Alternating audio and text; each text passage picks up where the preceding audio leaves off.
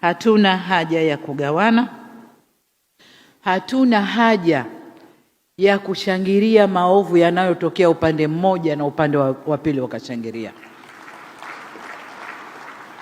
Sisi yanapotokea maovu Kenya ni maovu yetu, tushirikiane kuyaondoa. Yanapotokea maovu Tanzania vivyo hivyo.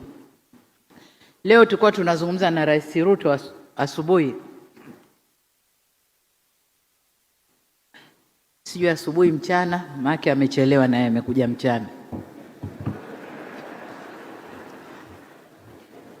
Tukaa tunazungumza jinsi ya kudeal na hawa watoto wetu watovu wa adabu wanaojiita nani hilo jina hao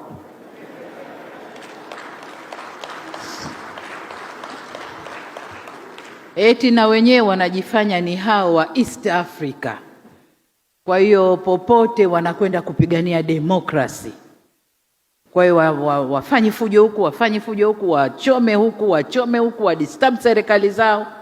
Nikamwambia Ruto, we have to send firm on this, watovu wa adabu hao.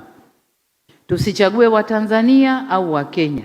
Wakija kwangu na chapa mikwaju, wakija kwako chapa mikwaju, ili wakae sawa. Na hapo tutapata jumuiya ambayo ina watu wenye heshima na ina watu walionyooka.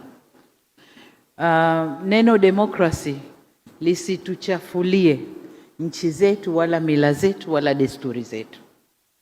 Demokrasi haina formula. Demokrasi ya kule mbali tofauti na ya kwetu huku.